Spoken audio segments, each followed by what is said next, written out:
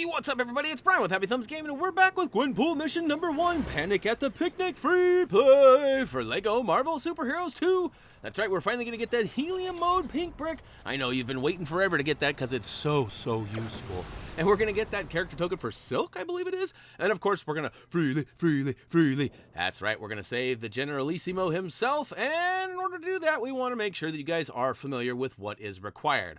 First off, you're going to have to actually complete a mission in Manhattan called, well, let's see, what is it called? It's called Cosplaying Hooky, and it happens to be the Squirrel Girl character token. Once you unlock that mission, it's actually going to go ahead and reveal Chipmunk Hunk's mission called Park Patrol. And once we get both of those collected, it will unlock the Gwenpool mission nope, not right here in front of the mansion. It's actually the one over across from the park in Manhattan. But we're going to go ahead and access that via the level select here. So pull up your map, scroll down to the first pink level. That's right, the first Gwenpool, and choose free play. Now, the character you choose doesn't really matter as it is free play, and you'll have the selection of your choice once we get in game. But we do know that we are going to use Doctor Strange and his telekinesis to go ahead and move some things around and get us our character token. So as we skip the cutscene and get right to business here, we're going to go ahead and remind you that we do have quick links down below in the video description. So maybe if you just need that pink brick, go ahead and quickly click that quick link. That's right, and it'll take you to that. But if not, meanwhile, we're going to go ahead and fly to the back right corner and find this little mini game here with 3 different colored soccer balls and 3 different colored baskets. As you might have guessed, you're just going to have to match up the color of ball with the color of basket.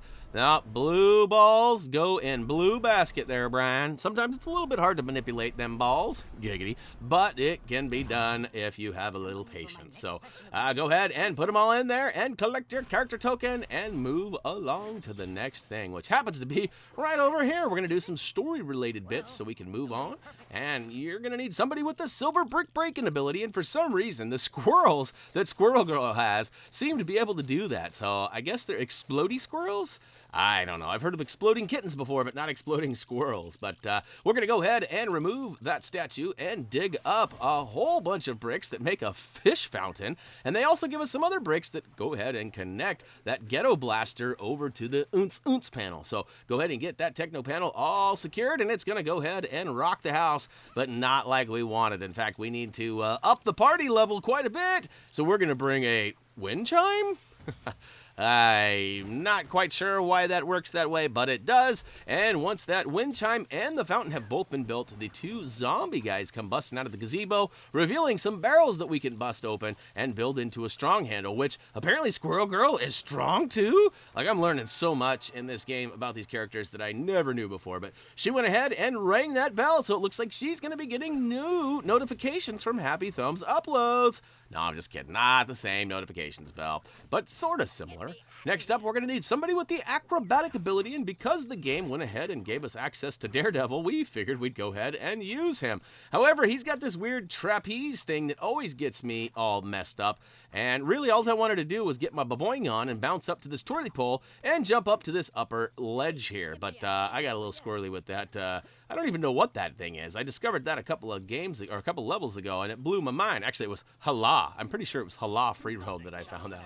Anyways, moving along, we actually have these 2 big strong handles. Well, actually, one of them is a cracked wall, and one of them is a strong handle. Both require a strong character. Drax will get them done, both sides for us, and as it turns out, you need to step on that pressure-sensitive switch and stay there. As you can see, I get in there, and I press the button, and it actually activates down below, but yet it's not keeping it that way because I'm not standing on it. And it takes me a second to figure that out. As you can see, I'm like, wait a minute, do I really have to have 2 characters on here? And what was Koi Boy doing there? He was kind of presenting himself in a very awkward-like fashion there. I guess it's the similar stretch patterns as Black Panther has, as they have some really suspect-like stretches and things. But anyhow, we're going to keep on keeping on here. We got both guys standing on the switches up top, and look at me, I'm having a little problem with the musical characters here. Come on, I'm trying to switch down below. I just need somebody to get down there and flip that switch. Now that we got both people standing up top, and look at that, it's going to raise the, well, not the roof, but look at that, we're going to, oh, it's a little catcher. Oh, okay, well, that's the least creative Stan Lee freeing that we've seen so far, but we will take it. Check mark is official, and that gold brick will ring in once we get to the end of the level. So next up, we got a little bit of a story element to handle right quick. As it turns out, we need to go ahead and make sure that this guy over here is all repaired. So that's right, the food cart is in dire need of repair. So switch to somebody like Bruce Banner or Iron Man and get her done. It's actually going to reveal a nice big old toy key up there. And here in a minute, we got somebody that's going to come in and mess with that turkey. So you have to complete this in order to advance the storyline. And you also have to do this next step too, which is come over here and bust open. That's right, we're going to bust open this sign. There's 3 Gwenpool signs scattered throughout the level. 2 of them are actually right at the beginning, one on the left side and one on the right side of that first area that we went into with the gazebo and the zombie guys and the bell and all that stuff.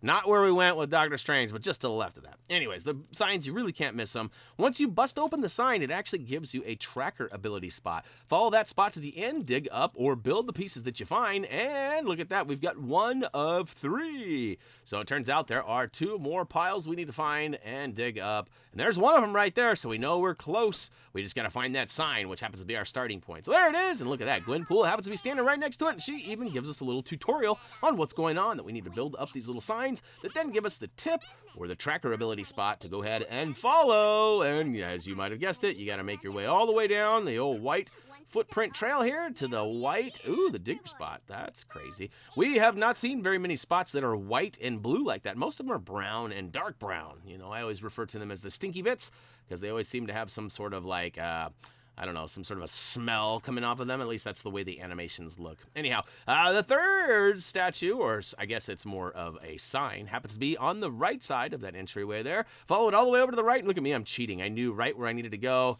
And instead of going the long way around, I took the shortcut. And I'm going to build up this. Oh, wait a minute. That's not Gwenpool. That looks like Thor, doesn't it? Maybe they're all different signs. Anyhow, we got the pink brick nonetheless, and now we just got to complete the story-based elements, which requires us to go underwater. That's right, it's time to go down under, and not to Australia, but down underwater. And we'll go ahead and bust open all these barrels, and then we got to switch to somebody with the sonar ability. So, if I recall, I do believe we pull out the old black bolt, or as I like to call him, the old black belcher. It's really not what he's doing, but it seems a lot funnier. Like, could you imagine if he was like, you know, drinking a big soda and then brrrt or something instead? That there needs to be a Marvel character that busts open stuff via belches. That would be pretty awesome. That's not what he does, though. He actually reveals a techno panel. So we get our oonts on and raise the roof of this guy here, which actually frees a guy in a hazmat suit, or I guess it gets him above water. I didn't take note of him until we freed that spot, but we're going to go up top and use another techno panel here. This one, actually, you have to spam the button to go ahead and move the crane. It drops the hook and lifts this guy up, and it takes him over to that food cart. Remember earlier I was telling you that we had to have that food cart all ready to go because Buddy actually takes one of the wings, or I guess it's a leg, and he throws it in the thing, and booyakashow. We actually have to go back to the techno panel and operate it one more time. Now, I will say, too, that I actually made a mistake, and I had to play this level twice. When I did it the first time, though, I found that I didn't actually complete all of the square tappings there, or whatever icon it indicated for you. And as the case may be, it actually didn't drop it all the way, so the turtle didn't jump in. So I was kind of like, what do I got to do to complete this level? But as it turns out, I just had to continue pressing that button, and he finally put that crane down, and the toy just went ahead and crawled in. Now, we're going to go ahead and fly over everything and make our way to MODOK over here. Now, if you guys have watched our story-based video, or maybe you've already played this level on your own, you probably remember it's the rule of 3. We go ahead and build up the bricks on the left side of the entryway here into some sort of it looks like an amusement ride, a little rocker, you know, but it's got a gun on it, so we're shooting, looks like nuts. I guess it looks like a bunch of acorns are coming out of that squirrel, and we eventually get that meter depleted a little bit, and he sends the robot out after us, which destroys our little ride, and also gives us some buildable bricks in the middle right under the stage, which is another techno panel. Boy, this level is sure techno panel heavy. Lots of oonts going on. But basically, we have to rebuild both the techno panel and the little squirrel ride up again, and we go ahead and hop on him and shoot a whole bunch of nuts at him again. Pew, pew, pew, pew, pew, pew. And eventually the robot drops through the speaker on the right, destroying it and revealing some more buildable bricks, and he comes and takes out our squirrel. And as you might have guessed, we're going to build that panel up and build the squirrel right up and get a few more nuts shot at him. That's right. It is a nut-tastic process by the time we're all done with this, but MODOK is down for the count soon enough, and we'll be able to move on and collect all of our collectibles. All right, here we go. Get ready. It's about time to officially deplete that meter. And there we go. Officially done. Now, I tried to get a nice little finishing screen here, as we do have the ability to kind of control that. And it worked out okay. I thought for sure her face was going to be blocked by all of the signage, but it wasn't. So guess what? We have officially completed the free play. And we did it in a timely manner. Hopefully you guys had fun doing it. And hopefully we provided a little bit of help on where to find things like this pink brick for Helium Mode, which I will probably never use. Although now I've talked so bad upon it, I probably should use it just for the fun of it. But we did unlock the character token for Silk, which we found in the back right corner using Dr. Strange or somebody with telekinesis. And of course we also freed Lee by standing on those 2 pressure-sensitive switches and flipping that switch down below. That's right. So, O to the yeah, that's going to do it for LEGO Marvel Superheroes 2 Gwenpool Mission number 1, Panic at the Picnic free play. Boy, we only have, what, 3 more Gwenpool missions left, and then the free roam cleanup. I almost said that wrong, but hey, that's actually it. So that's going to do it for me. As always, until next time, see ya!